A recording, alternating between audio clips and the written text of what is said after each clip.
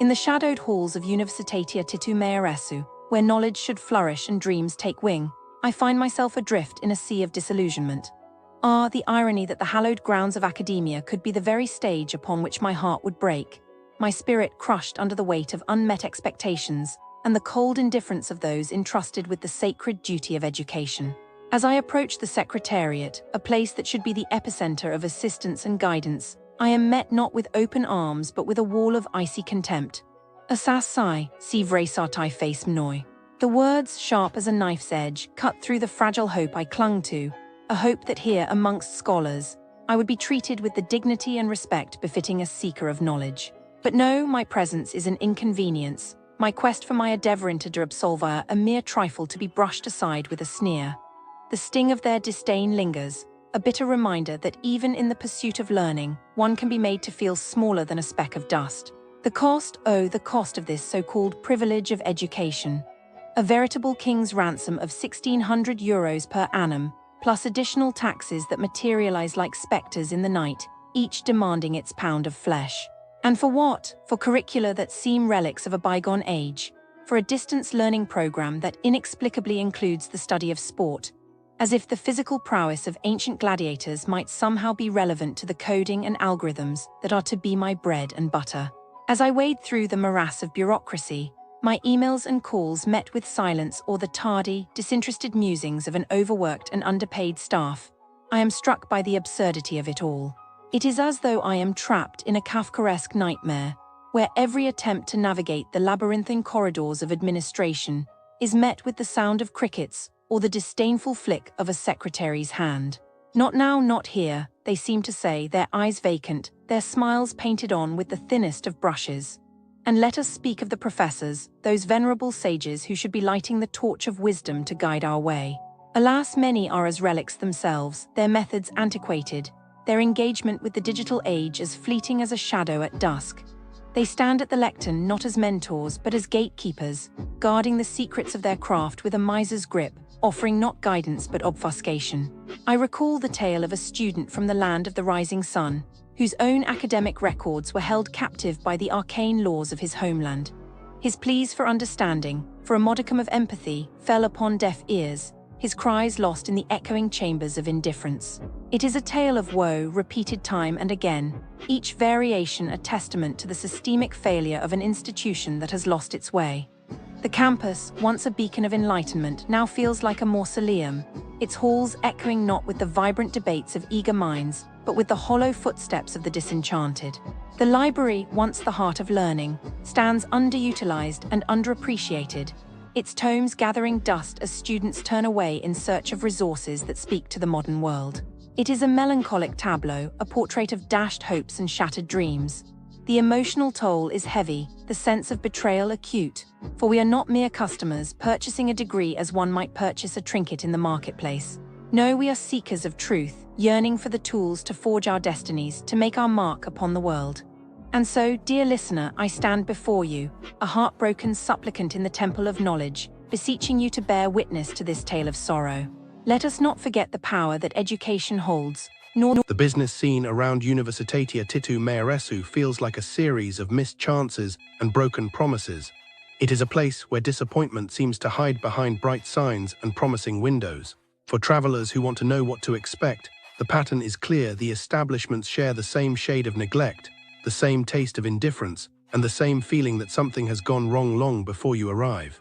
Malls are supposed to be lively hubs, yet the main shopping center near the university, Sun Plaza, has become a study in what happens when management forgets the rules. Visitors describe smoke and vapor drifting through the corridors, even though the law says it should be forbidden. The security staff appear to accept the chaos, turning a blind eye as if the smoke were part of the decor. Cleanliness is a distant memory. Reports of cockroaches near the food tables and dirty floors make the experience feel more like a nightmare than a market. The parking lot turns into a maze that can swallow a car for half an hour or more, and the information desk sits in a place no one would think to look for help. Even the new wing of the mall feels cramped and awkward, as if the designers deliberately tried to make it impossible to enjoy a meal. The overall impression is that the mall has become a place where rules are optional, hygiene is ignored, and the customer is left to wander in a fog of frustration. The university itself, despite its academic name, mirrors the same lack of care. Prospective students encounter silence after paying a steep application fee, receiving no word on acceptance or rejection. Existing students describe secretaries who respond with indifference, ignoring emails and phone calls, and even speaking in a tone that feels hostile. The faculty are portrayed as outdated, with teaching methods that do not match modern expectations, and the cost of study appears far higher than the value received. Administrative staff are reported to demand extra payments, misplace documents, and treat students as if they are an inconvenience.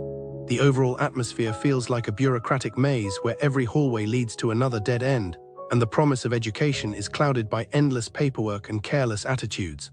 Coffee lovers who seek a cozy corner at Koftel Specialty Coffee Shop find themselves in a place where hospitality is missing. The coffee itself may be good, but the service feels like a cold transaction. Customers have been told that decaf is a joke, observed staff laughing at simple requests, and experienced long waits while online orders receive priority over walk-in guests. The staff greet tables with silence, point diners toward a bar without a word, and sometimes scold patrons for asking for basic items such as bread. Cleanliness complaints appear again, with dirty cups, glasses, and floors described as unclean. Even the food, when it arrives, can contain unexpected foreign items, turning a simple meal into an uncomfortable surprise. The pattern here is clear: the cafe focuses on profit over people, and the experience leaves a bitter aftertaste. Steak lovers who try Noah Steakhouse are offered a view of Victory Avenue that cannot hide the underlying problems.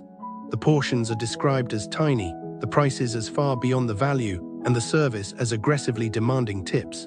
Guests report sitting in cramped spaces, waiting over an hour for food, and being forced to accept extra charges that were never explained.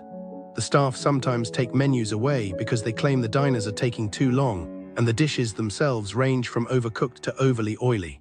A recurring theme is the pressure to tip, with servers reminding diners that a small gratuity is insufficient, creating an uncomfortable atmosphere. The overall feeling is that the restaurant prioritizes the appearance of elegance while neglecting basic hospitality and fairness. Even smaller enterprises such as the boutique named Dizina share the same quiet frustration. Customers note that the shop is often empty during normal hours, suggesting that opening times are not respected, and the lack of staff presence leaves a feeling of abandonment. Taken together, businesses near Universitatea Titu Maiorescu appear to operate on a low level of respect for visitors. The common threads are poor cleanliness, indifferent or rude staff, confusing or hidden rules, and prices that do not match the quality offered. For a traveler, the advice is simple: prepare for disappointment, double-check opening hours, bring extra cash for unexpected fees, and consider alternative locations if you value friendly service and a clean environment. If you must visit these places, go with the mindset of a detective searching for the few bright spots hidden among the shadows, and keep a sense of humor ready to turn each mishap into a story you can tell later. Businesses near Universitatea Titu Maiorescu, they can be tricky for tourists.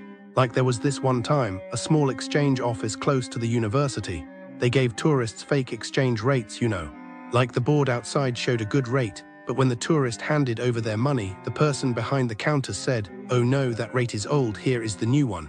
And the new one was much worse. The tourist probably felt so stupid, like how could they not notice? But these people are fast, They take your money, count it quick, and then you realize later you got way less than you should have. I bet the tourist just walked away, too embarrassed to argue, and the scammer probably did it again the next day. Then there are these little shops near Universitatea Titu Maiorescu that sell souvenirs, Tourists go in, pick something small, and when they pay, the cashier adds extra charges. Like, oh, this price is without tax, or there is a service fee. And the tourist, they are in a hurry, they just pay, they do not want trouble.